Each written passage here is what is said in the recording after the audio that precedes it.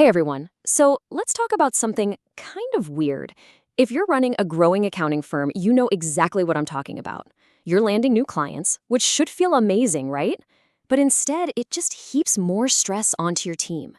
It's the strange paradox where success actually hurts a little bit. I mean, just think about it for a second. Are your workflows getting tighter and tighter? Are those review cycles getting shorter and shorter? And maybe the big one, are your best people, your partners, getting buried in the day-to-day grind instead of actually, doing the high-level strategy work they're best at? If you're nodding along right now, trust me, you are definitely not alone. Okay, so let's actually put a name to this thing, because you can't solve a problem until you know what to call it. It's what we call the growth capacity trap. And really understanding what that means, that's your key to getting out of it. So what is this trap really?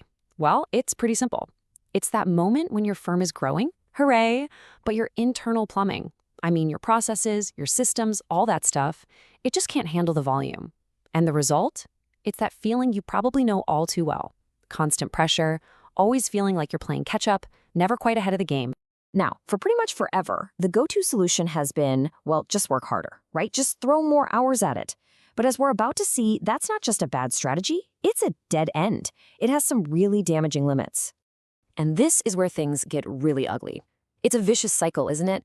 Your team gets burned out, so they start making more mistakes. Those errors mean your partners have to jump in and fix things, which burns them out. After a brutal busy season, people leave. So now you're constantly retraining, losing all that valuable knowledge. It's completely unsustainable. It eats away at your profits, and honestly, it puts your client relationships at risk.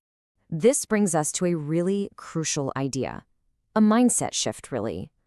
The solution isn't about more effort. It's not about more brute force. It's about building better systems, period. And that's where the idea of a scalable back office comes in. So let's dig into what that actually looks like and how it can make your firm so much more resilient and, frankly, just more efficient. Okay, so this is the core concept right here. Think of it as a strategic split. You take all the work and you divide it.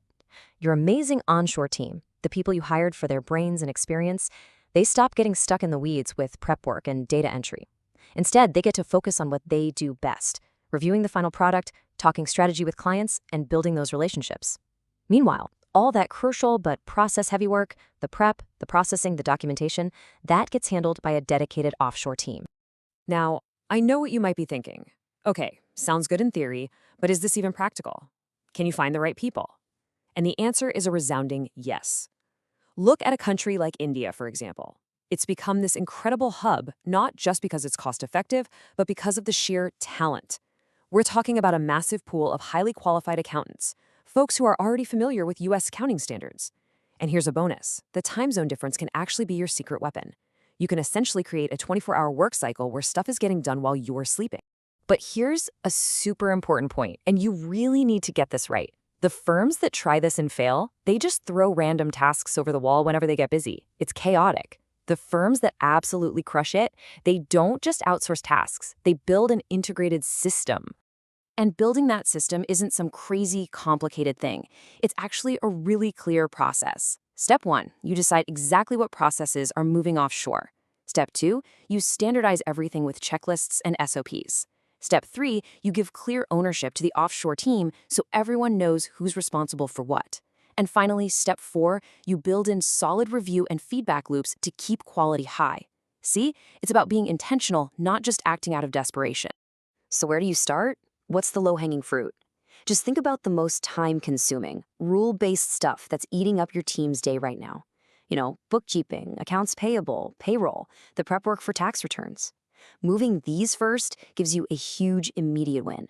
It's like a pressure valve is released, and suddenly your local team has breathing room to focus on the things that really move the needle. All right, let's tackle the elephant in the room, because I know it's on your mind, the big one. But what about control? If I outsource, I'm giving up control of my work. And you know what? That's a totally valid fear. The thought of losing control is, frankly, terrifying. But here's the twist, and it's a little counterintuitive. When you build a proper system for this, you don't lose control. You actually gain more of it. Think about it. You're swapping out that informal, hey, did you do that thing kind of oversight for real structured governance. You have detailed procedures, clear approval steps, secure access, regular reports. A lot of firms find they have more visibility and more actual control than they did when everyone was just down the hall. So, when you put this all together, what's the big payoff? What's the end game? It's a firm that can finally grow without burning everyone out. It's a firm that feels calm and organized, not chaotic and reactive. And this chart just lays it all out, the before and after. Your workflow goes from being reactive and rushed to organized and predictable. Your onshore team, they go from being totally stretched and just trying to execute to being focused and strategic. And the big one? Growth stops being something that causes stress and starts being what it should have been all along, an amazing opportunity. So let's wrap this all up. If your firm feels like it's spinning its wheels, busy but stuck, the answer isn't to just hit the gas harder.